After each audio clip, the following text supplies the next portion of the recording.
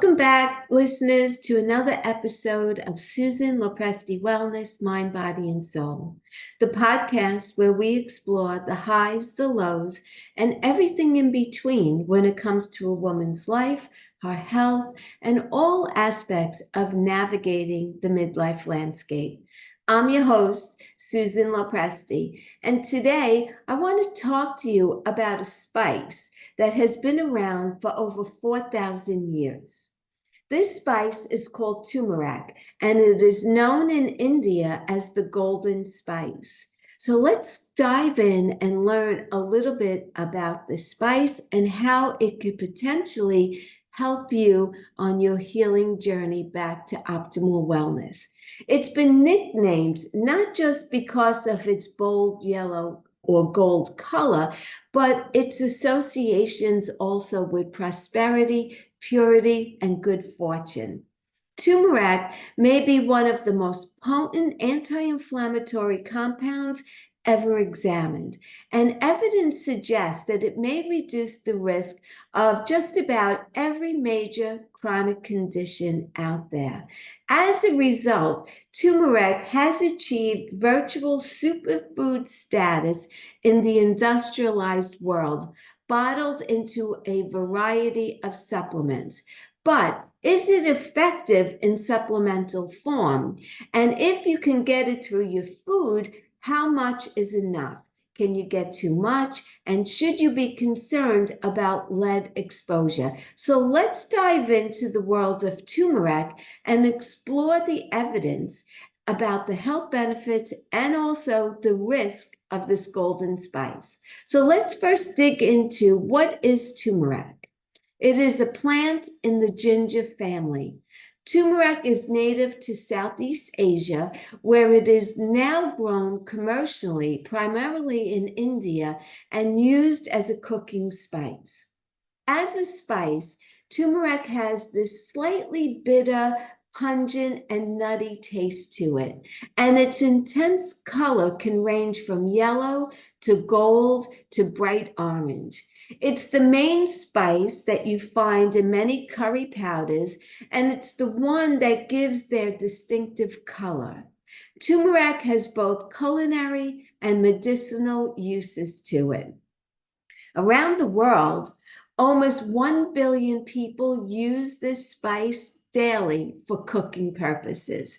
In addition to its culinary uses, turmeric is also used as a preservative for foods and as a coloring agent for mustards. Turmeric and extracts made from it are also consumed as a supplement, orally in a capsule or also in a liquid form, and you can even find it as a paste. So let's talk about turmeric nutrition. Like a lot of other spices, turmeric is a rich source of many essential minerals. These include iron, that's the variety that does not build up in your blood, copper, manganese, zinc, magnesium, and potassium. Fresh turmeric also delivers a small amount of fiber as well. Turmeric's big claim to fame, though, is its curcuminoids, the compounds that give the root not just its yellow color, but also many of the health benefits. The main curcuminoid is curcumin, which, despite its name, doesn't come from cumin. Curcumin is a polyphenol, a plant compound that acts as an antioxidant in our diets and also has disease-fighting properties. So let's look at the benefits of turmeric. Turmeric has anti-inflammatory benefits, like I mentioned. Curcumin is often used as an anti-inflammatory agent in Ayurveda and traditional Chinese medicine. And many studies have put this application to the test. Curcumin has also shown promise in reducing the effects of inflammatory bowel disease, IBD. It seems to work by helping to calm cells that are involved in inflammation. As a result, it's theorized that curcumin may be a treatment option for reducing IBD flare-ups. So anyone who has that condition really needs to look into that. It also has been found that curcumin is effective in lessening the pains of rheumatoid arthritis, RA, by reducing inflammation, swelling, and pain. There's another study that found curcumin supplementation helped reduce morning stiffness and joint swelling in patients with RA. Curcumin also shows great promise in treating and perhaps even preventing type 2 diabetes. A 2021 meta-analysis provided evidence that the compound may achieve these results by reducing inflammation and blood sugar levels. So this is really important stuff that needs to be investigated further. Because of curcumin's anti-inflammatory and other beneficial properties, it's being studied as a potential treatment for Alzheimer's and other neurodegenerative diseases. And there was a 2022 review article that reports that curcumin may also help people with early onset Alzheimer's lessen the sleep disturbances that often accompany this disease. Now, this is important because your body requires sleep to repair the brain and to clean out harmful substances. This is known as our lymphatic system. So each night while we're getting restful sleep, our body goes to work on clearing waste in the central nervous system of the vertebrae using a network of channels and cerebrospinal fluid. So think of it like using a hose to clean off your car or clean the front of your house and the entryway of your home. It's a way of washing out whatever is not needed in your brain. If you're not getting good sleep, then this action of the lymphatic system will not go to work.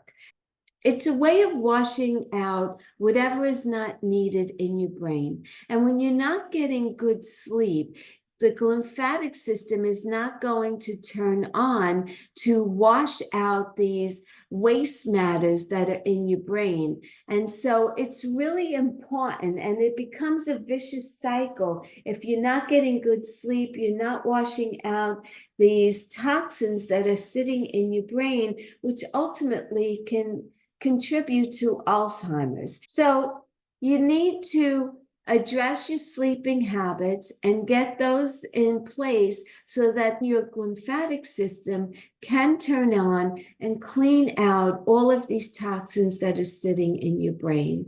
And then research has also shown that curcumin can help prevent the initiation of cancer and also slow the development once that's occurred. So how does it do this? Researchers believe that its anti-cancer mechanisms include inhibiting cellular growth, reducing the invasion and the migration capabilities of cancer cells, and reducing, again, inflammation and favorably altering the intestinal microbiome. Based on studies of which molecules curcumin targets in cancer cells, it may be that curcumin could be particularly effective in combating prostate cancer, colorectal cancer, and also head and neck squamous cell cancer. And according to several other studies, they suggest that adding curcumin to chemotherapy treatment regimens enhances the effectiveness of both chemotherapy and radiotherapy. This combination may extend the survival time of patients, boost the levels of proteins, and prevents the spread of cancer tumors and alleviate adverse effects. Another study found that curcumin and turmeric may help lower LDL cholesterol levels. LDL is the bad cholesterol. I always remember it by saying LDL is the lousy cholesterol. It also lowers triglycerides in the blood, and it seems particularly effective in reducing cholesterol levels in people who have metabolic syndrome. So a cluster of conditions that increase the risk of heart disease. While much research has focused on curcumin, some studies also suggest that whole turmeric may be even more effective of lowering cholesterol than supplemental curcumin alone. And there are several conditions that increase the risk of cardiovascular disease. And these conditions all share several underlying factors: oxidative stress, impaired mitochondrial function, metabolic irregularities, such as changes in lipid levels and glucose processing, as well as inflammatory responses. So curcumin demonstrates a wide range of effects that target these particular factors, suggesting that it could reduce the risk of heart disease in some of the most vulnerable populations, including the elderly, as well as those who are obese or have type 2 diabetes. Human bodies aren't great at absorbing curcumin from either food or supplemental form, so you may want to make it more bioavailable by adding black pepper to turmeric. So when you cook with turmeric, if you add black pepper, it helps the body to absorb. It actually helps to draw it in. That's what the black pepper does. Another way to increase bioavailability is to eat it with a healthy fat. So curcumin with a healthy fat.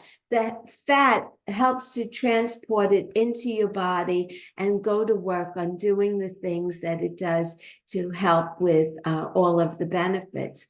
There are potential risks for curcumin as well. So you want to make sure that you are not getting curcumin that is contaminated with lead, right? There are many factors involved with that. So you want to be sure that you are getting a organic and lead-free product.